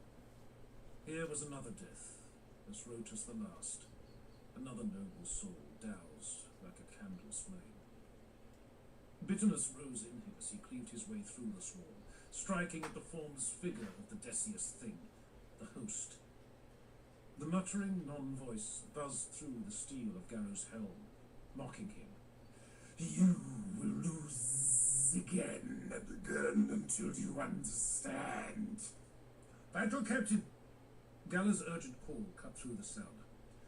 Above us, I spy another aircraft at high altitude, moving very fast. Garrow drew back, turning his gaze skyward, but the dank mass of the swarm made it impossible to see more than a few meters. It has ejected something, Gallo went on, watching from his vantage point at the edge of the insect mass. Falling now, towards us. A ripple of involuntary motion moved through the swarm, as if an electric charge had gone through it, and in the wake of the effect, Garrow swore he could sense something too. He was no psyker, and by the Emperor's grace, that accursed talent would never be part of him. But still he knew enough to recognize the acidic crackle of psionic energy in the atmosphere. Through the swarm's shrilling shadows, he glimpsed distant flashes like blue aurorae. Ison, he called, addressing the legionary librarian. do you feel that? When Ison replied, it was with a smile in his voice. I do. It seems our kinsman has come to join us, and he is bringing the storm with him. Rubio. Garrow could not articulate how he knew it was the former Ultramarine. The fact of it simply seemed right, and now he knew what to do. He turned back to the host. It was losing coherence as he watched, the ghostly black shade resembling Decius's mutant form coming apart. His enemy was withdrawing its essence, leaving the predators it had unleashed and the fly-blown victims to perish. What are you afraid of? He shouted. Where are your riddles now, Decius? The Lord of Flies ate Solon, Decius, he told him. And in time, you will be consumed too. But not here. Not today. Garrow grimaced, weary of the creature's verbosity, and made riposte with a sudden two-handed stab of his power sword. Caught off guard, this time the proxy did not escape the blade, penetrating the dense insect horde clumped around the host body, and the entire swarm shrieked in sympathetic agony. Pushing the sword deeper, Garrow ran the creature through and pinned it to the decking. It squirmed and cursed him as a million tiny fangs spat venom. We may not be able to kill you today, he said, as daggers of electricity sparked down through the swarm from up above, connecting to the deck, turning clusters of flies into burning ash. but we will take your victory from you. Garrow looked up, and through the thrashing of the collapsing swarm, a figure in grey ceramite descended, buoyed by the heavy turbine drums of a flaring thruster pack. His head and hands were wreathed in captured lightning. Well met, Nathaniel, called Rubio. How may I assist you? Garrow released his grip on Libertas and stepped back, nodding towards the pinned creature. Finish this for me. With pleasure. The eyes of Rubio's helmet flashed with actinic colour, and the blaze of psychic force he had been holding in check was now released. Ison, make sure none escape. Done, said the other psycho, and Garrow felt the air tremble. The two brothers of the Librarius worked as one, with Ison corralling the swarm and Rubio exterminating them. Garrow raised his gauntlets to shield the lenses of his helm as the killing aurorae raged all about him, atomizing every tainted thing it touched, but leaving the knights errant unharmed. When the searing light finally faded, he reached up and removed his headgear, finding Rubio standing ankle-deep in a black drift of burnt flies. As the psycho shrugged off his spent flight pack, Garrow trudged back to where he had left Libertas. The sword stood upright, a heap of unidentifiable cinders piled around it. Retrieving his weapon, he brushed it clean. With the abrupt absence of the swarm's droning chorus, the quiet seemed almost oppressive. Save for the distant creaking of the walking city's stalled engines, the only other sound was the faint susurration of dead insects falling around them like black snow. As ever, Tylos, you have an aptitude for being in the right place at the right time, said Garrow. Well, you may thank the Sigillite for that, came the reply. It seems he was right to dispatch me. Rubio peered up into the sky, finding the glittering contrail of the shuttle that he had dropped from. Should have sent you with us in the first instance, then, Baron called out as he approached, with Ison and Galor following behind, their boots crunching on the ashfall. But then Malcador does like to stir up his little dramas, doesn't he? Like Garrow and Rubio, the others had also unhooded. The Sigillite is nigh immortal, noted Ison, wiping a pattern of sweat from his brow despite the cold. I imagine when you get to be that old, you have to find your amusement where you can. Mind what you say, Gallo warned. He could be watching. He's always watching, said Garrow. Varron shot him a look. What now? If the infestation is dealt with, then we go, aye? Let the civilians deal with the mess. Not yet, Rubio said, drawing himself up. Malcador left one more command for me. He said we need to search the site. For what? Varron bristled. He didn't like the idea of such a duty. His forte was creating destruction, not wading through its aftermath. He didn't tell me, said Rubio, moving away to survey the wreckage. But I'll warrant we will know it when we find it. The knights errant spread out into a standard sweep and clear pattern, moving through the wrecked spaces of the platform's upper deck, and Rubio allowed his preternatural senses to guide him. He would not have spoken of this to Garrow or the others, but there was a part of him that only felt whole when he allowed his psionic abilities to come to the fore. To admit that openly was almost unseemly for a son of Macragge, against the martial culture of stoicism and resigned fortitude that was the character of the Ultramarines and the manner in which he had been trained. But, as he reminded himself, he was not of the 13th Legion anymore. He was not part of any legion now. At first that reality had angered and dismayed him, and he held tight to the only symbol of his old life he had been allowed to retain after accepting Malcador's mark, the gladius force sword he had wielded as a codicea.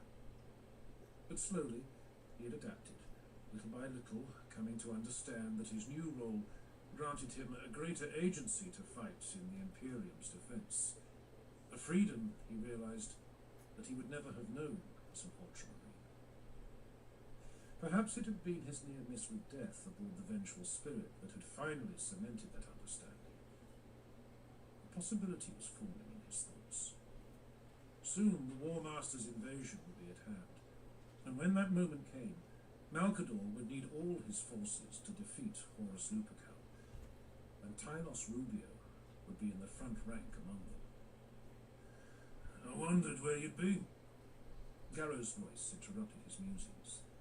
The older warrior picked his way through the debris behind him, the sharp eyes in his scarred and patrician face studying the Psyker's expression. We have not spoken in some time. Not since the incident at Manhattan, he agreed. Rubio and Garrow's last shared mission had been on the island hive city turned mega prison, where they had put down an incident among the convict population. I was recalled to the Imperial Palace, tasked with a recovery mission. Garrow raised an eyebrow. That seems a rather limited use of your skills, kinsman. Perhaps. My quarry was a unique one. He decided to say nothing else.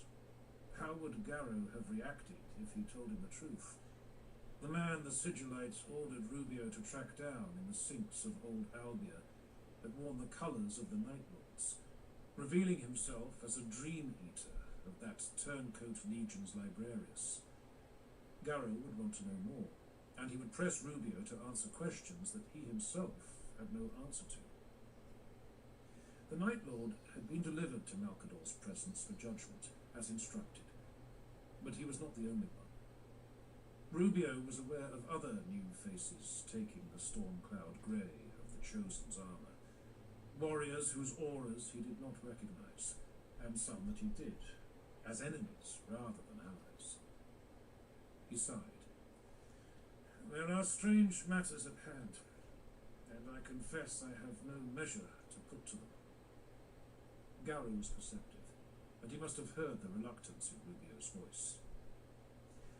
You and I have not always seen eye to eye, but after what happened to you aboard the War Master's ship, I hoped you might have re-examined your perspectives, to meet me halfway. The battle captain took a weary breath. I respect your honesty, Rubio. So I ask, what troubles you? Rubio pushed aside his concern about the Night Lord and the other new arrivals, and instead concentrated on something more recent, but no less disturbing. Something happened today, upon the Eagle's Highway. I know of it. But Dawn struck that down, did he not? Not yet. Rubio paused in his search through the wreckage, and told Garrow what he had witnessed with the fugitive named Wintor, the man's deliberate choice of suicide over surrender, and of Malcador's uncommon manner through it all. When it was over, the Sigillite vanished, along with any explanation, he concluded. Garrow gave a brief, humorless smile. He does that. It's irksome. As he dwelt on it, Rubio's frustration finally found a shape. What are we doing, Garrow? These missions that Malcador sends us on back and forth across the face of Terra. What are they accomplishing? I can intuit no greater design or military objective at hand. The War Master has broken through at Beta Garman. The insurrection that we glimpsed on Calth and elsewhere is almost raging at Terra's walls. But what are we doing? He gestured around. We should be on the offensive, but instead we plug the gaps in an ethereal barricade and terminate fifth column insurrectionists. And for each one we expunge, 2 more arise. This does not feel like waging a war, it feels like marking time. Aye. Garrow's wan smile faded, and he became grave again. But that time is running out. The people of the throne world know it as well as we do. Panic and fear hang over every human settlement on this planet. He nodded towards the pitiful state of the walking city, as if to make it the exemplar of his words. The Imperium's influence can only hold so much before it falters. And these incidents that we have put down do not escape greater notice. The chapels of the Imperial cult are widespread, perhaps more than even Malkador suspects, and they carry the news within their own network of contacts. And yet, even as they give succor to the fearful, I'm afraid they may also entice the darkness towards us. There was something beneath the older warrior's words that Rubio wanted to read. A belief, he thought. A truth that Garrow holds closer than any other. Skimming the surface of the other knight-errant's psyche, he glimpsed fleeting images of a book with red text and a tarnished golden aquila hanging from a broken chain. Things he had seen more than once in the battle captain's mind. But then Garrow gave him a sharp look, and he withdrew. Forces are converging. It is known to me that the Sisters of Silence have quit the Somnus Citadel and returned to Terra to regroup, Garrow went on. They would not leave their base on Luna without good cause. And the 70? What of them? Rubio referred to a small group of Death Guard loyalists who had originally accompanied Garrow on his desperate mission to Terra aboard the starship Eisenstein. Since their legion had been declared excommunicati traitoris, those warriors had been held in abeyance, with their future still undecided. Their numbers are far less than that now, Garrow admitted. The Sigillite gave me no answer as to their fate when I demanded it of him, save to tell me that they live. I suspect they are somewhere on Terra. He looked away. This war has taken everything they knew from them. Rubio sensed that Garrow was speaking as much of himself as he was of his former cohorts. He's hiding something. The Psyker was certain. From the moment we first met on Calth's blasted landscape, I've known it. Rubio reached inside himself, fashioning the most subtle of psychic probes. Perhaps the mysteries guarded by Malkador were beyond his ability, but for all his strength of will, Nathaniel Garrow was not. But when Rubio reached out, his telepathic power ebbed away, drawn from his target by a subtle abyssal darkness that dragged it in like matter towards a black hole. Rubio halted, the colour draining from his face. For the second time in less than a day, he sensed a negative shadow in the warp, close enough for his psyche to touch it. Rubio, speak. Garrow saw the shift in his expression, and the battle captain pulled his bolt pistol from its dusty holster, expecting the worst. What is it, another psyker? No. The null void in the unseen psionic current around him became clearer. The very opposite, in point of fact. There is a pariah. Rubio turned and found the source of the effect. Here. He pointed towards a collapsed section of the platform, a collection of damaged frames and support panels that had once been part of a habitat module. A metal hatch was visible beneath a pile of wreckage, and Rubio moved towards it. The closer he got, the greater the suffocating negative sensation became. This felt very different to the odd, atonal psionic emptiness he had experienced with Wintor, closer to the horribly familiar, soulless, sickly cold Rubio knew from previous engagements with a blank. He held his breath, letting his weight settle on the broken decking. A faint sound reached him from within the HAB module. A voice. He could not be certain. Garrow heard it too. I will follow your lead, he said. Rubio nodded and moved to the rim of the hatch, grabbing at the latches holding it shut. The crystals of his psionic hood emitted tiny, high-pitched crackles as their delicate structures reacted to the presence of the null. Being this close to the deadening effect repulsed him, and instinct screamed at Rubio to fall back out of range. He gritted his teeth and held firm. Ready?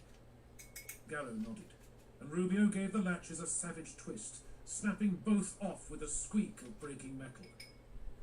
Pulled open by gravity, the hatch swung wide and slammed against the frame with a concussive bang. Gallo was already stepping inside, leading with his bolter. In the Emperor's name, show yourself! Garrow swept left and right, peering into the glass. His gen-enhanced vision adjusted instantly, bringing the jumbled interior of the broken compartment into sharp relief. Amid piles of wreckage, he saw an amber-skinned woman, garbed in rags, her wrists and ankles bound by heavy manacles. Chains pooled around her where she crouched on the floor. Despite her dirty and disheveled appearance, the woman had the spare, muscular build of a warrior, and Garrow noted a broad scar across her chin that could only have come from a sword blade. Her scalp was bare, but for a fuzz of coppery hair, and she bore wounds along the visible skin of her arms that looked freshly self-inflicted. She did not seem to notice him. Instead, the woman stared blankly at the walls and muttered to herself, rocking slowly backwards and forwards. Garrow's aim did not falter. The woman appeared to be no threat to him, but in the war of lies and rebellion he was fighting, it was hard not to suspect everything as a falsehood on first sight. He closed in, aware of Rubio waiting at the door. The psyker was reticent to come any nearer. The air inside the compartment was heavy with dust and the odour of sweat.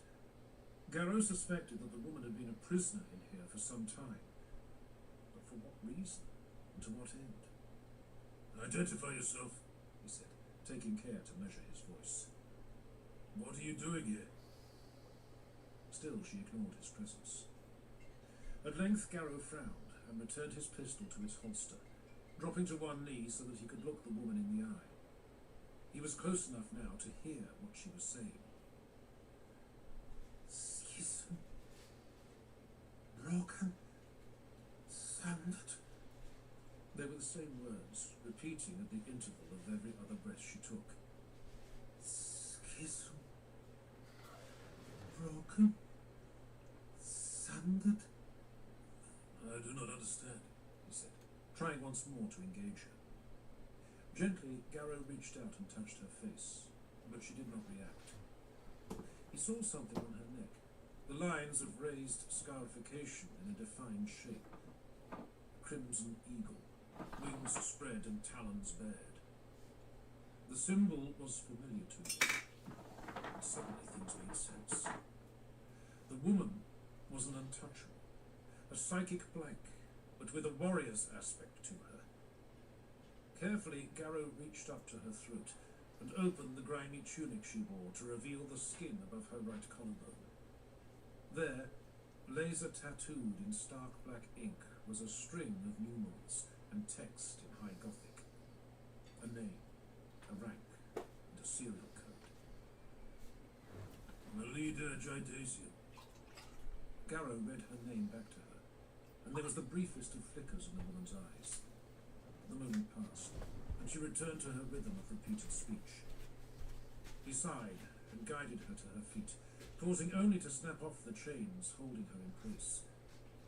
Applying steady pressure to her back, Garrow impelled Jidasian to take one step and then another, guiding her to the hatchway and out into the cold light of day. Rubio backed away as the two of them emerged. Do you know her? Garrow shook his head. I know what she is. He indicated the eagle scar. This woman is a null maiden of the Silent Sisterhood. But she speaks. Their kind are oath sworn never to utter a sound. The other warrior narrowed his eyes. What is she doing here? And in such a state? I do not know, Garrow admitted.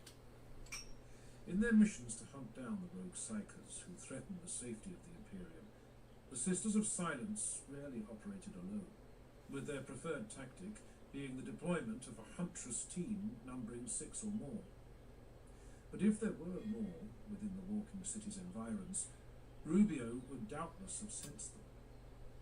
The most logical explanation was that Jidasian had been captured by some insurrectionist faction operating on the platform, but even that seemed hard to accept. Garrow had fought alongside the Silent Sisterhood against the Yorgal at Iota Horologi, and their fortitude and martial prowess had greatly impressed him. Among humans, there were few warriors who had earned that praise, and he imagined that none of the sisters would submit easily to captivity. The distant hollow look in Jidasian's eyes and her toneless manner suggested that it was not only her physical form that had been maltreated, but also her mind as well. We need to get her to safety, Garrow concluded. Here you go. Indeed, Oh, thank you. said Malcolm. What do you think? Garrow and Rubio stiffened That looks as good. the Sigilite made his way down Am I the really street good at of the this? fallen Yeah. man, It looks really measuring out each step with a thud from his towering staff upon the metal. Always watching, Rubio said quietly, throwing Garrow a sideways look. Garrow's lip curled, but he eyed the figure in the hooded robes. He knew Dinner he was time, looking people. at an illusion, I'm very cast tired. telepathically across the planet to this location, but still it was hard not to feel daunted in its presence. He chose to mask that with acerbity. Lord Regent, can you not simply use a Vox channel like anyone else? Quicker this way, Malcolm replied. Alexa,